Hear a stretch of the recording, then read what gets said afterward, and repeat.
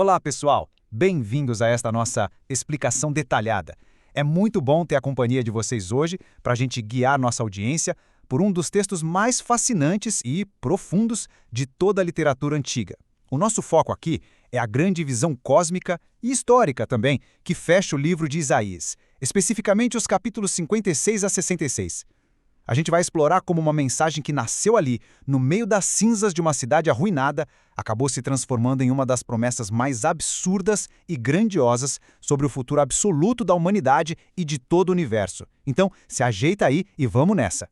Para começar, imagina só o cenário. O que acontece quando o povo de Deus perde toda a sua esperança? A cidade está em ruínas completas e a religião virou só um vazio. Pensa com a gente, uma nação inteira volta de um exílio super traumático só para encontrar a própria terra devastada e a sociedade totalmente rachada. A esperança literalmente sumiu. Aquela religião que era o coração pulsante do povo agora não passa de um monte de rituais ocos. É exatamente no meio dessa realidade super dura, de altíssimo risco e de puro desespero que brota uma mensagem profética revolucionária. Para não nos perdermos nessa jornada grandiosa, o nosso roteiro vai passar por 5 passos rápidos. Primeiro, o desafio do pós-exílio. Segundo, a verdadeira missão. Terceiro, culto vazio versus justiça social. Quarto, novos céus e nova terra. E por último, a consumação da esperança. Começando direto pelo nosso primeiro ponto, o desafio do pós-exílio. A gente precisa entender bem o chão caótico em que essa galera estava pisando. Ok, vamos mergulhar nisso e nos localizar no tempo. Quando o pessoal analisa os textos bíblicos, nota-se que o livro de Isaías cobre um período histórico gigante. A gente tem o proto-Isaías ali na ativa por volta de 740 a.C., antes mesmo de Jerusalém cair. Depois vem o Deutero-Isaías, lá perto do ano 540 a.C., que é aquela voz consolando o povo preso na Babilônia com a promessa de um novo êxodo. Mas a nossa lente de aumento hoje está no último bloco, o famoso Trito Isaías. Isso acontece por volta do ano 520 a.C. É uma fase bem específica do pós-exílio, logo depois que a galera volta para a Terra Prometida. E quem é esse tal de Trito Isaías, afinal? Basicamente, é a voz profética responsável por escrever esses últimos capítulos, dos 56 ao 66. O trabalho pesado aqui rolou numa Jerusalém que estava física e moralmente no chão. O desafio colossal dele não era só empilhar pedra para reconstruir muro ou templo. Na verdade, o mais difícil era reconstruir o ânimo de uma população que estava profundamente rachada ao meio. A missão era trazer de volta aquele sentimento de unidade para uma sociedade completamente fraturada. Para colocar isso em perspectiva, olha a panela de pressão que era esse cenário.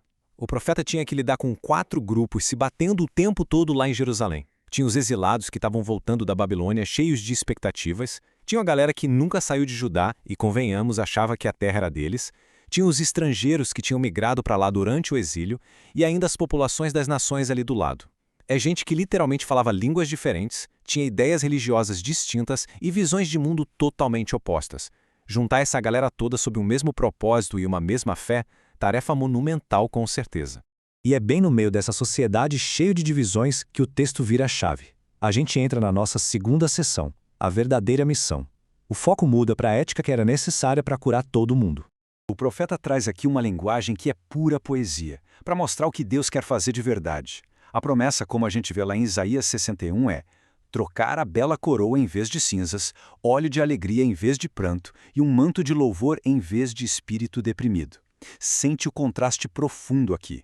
Naquela época, as cinzas eram um símbolo universal para luto e desespero total. E Deus age exatamente aí, reconstruindo vidas marcadas por perdas incalculáveis, devolvendo a beleza porque tinha sido completamente destruído. Então, o ponto crucial que a gente precisa pegar é esse.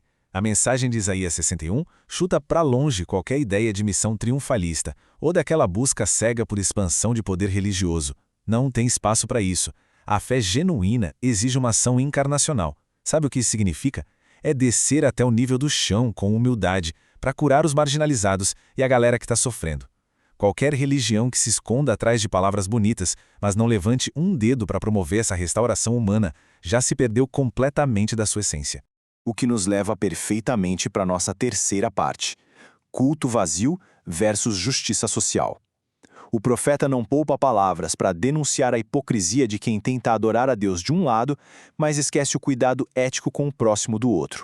E essa imagem ilustra brilhantemente onde estava o problema. Isaías mostra um abismo enorme, sem minhas palavras mesmo. Do lado esquerdo, o texto rejeita de forma super severa quem tenta impressionar Deus com templos gigantes, sacrifícios de sobra e rituais que não acabam mais se o coração da pessoa está sujo e perverso. Do lado direito, fica muito claro que adorar de verdade é bater de frente pela justiça social, é cuidar de quem está à margem, o órfão, a viúva e o estrangeiro. A moralidade e a religião são inseparáveis, não dá para ter uma sem a outra de jeito nenhum.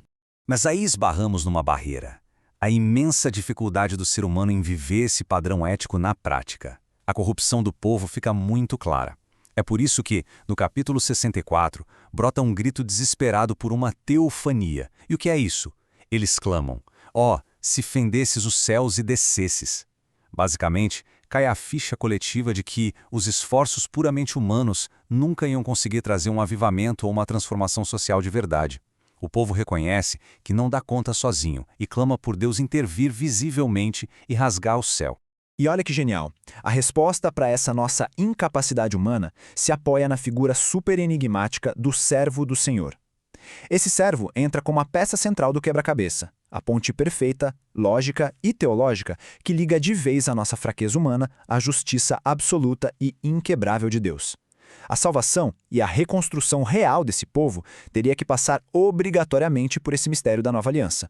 Agora, pessoal, nossa análise chega no seu clímax definitivo. A gente expande o mapa. Saímos de uma pequena nação no Oriente Médio e olhamos para o universo inteiro. Seção 4. Novos céus e nova terra.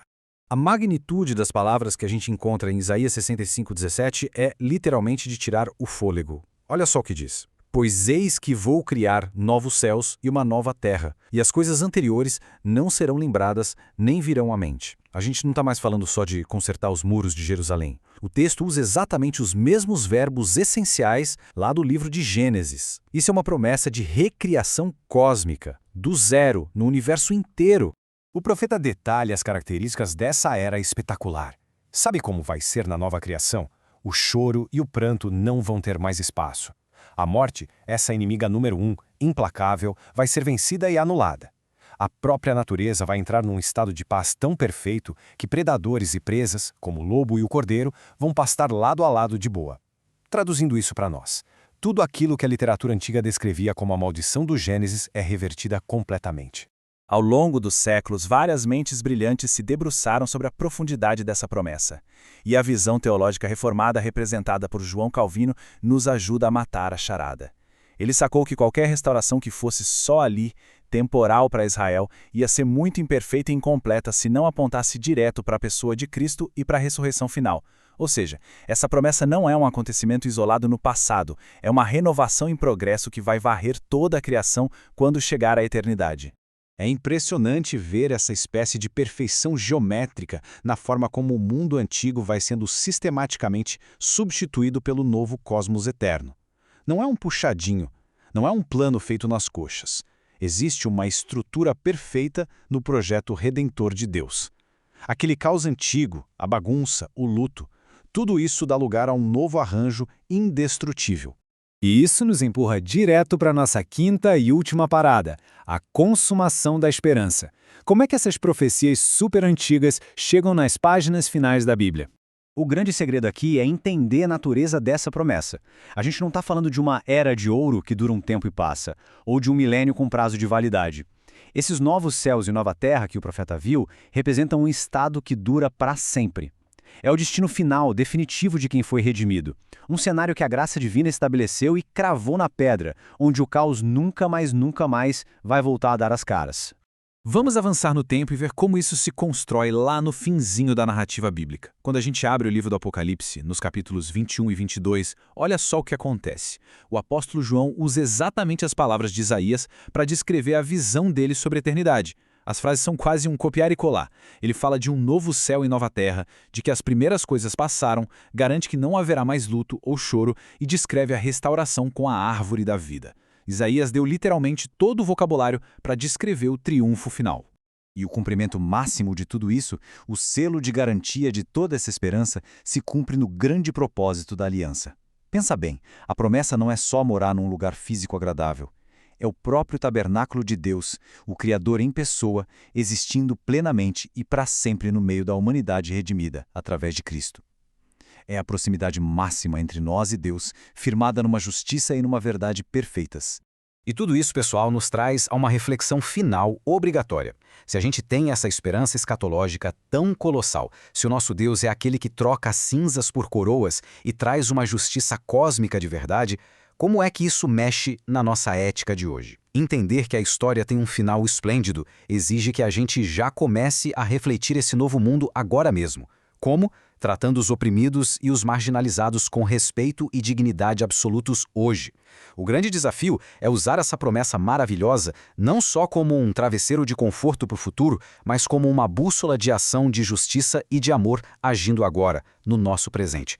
Muito obrigado por acompanhar mais esse mergulho no nosso conteúdo, que a gente continue sempre buscando aprender mais. Até a próxima!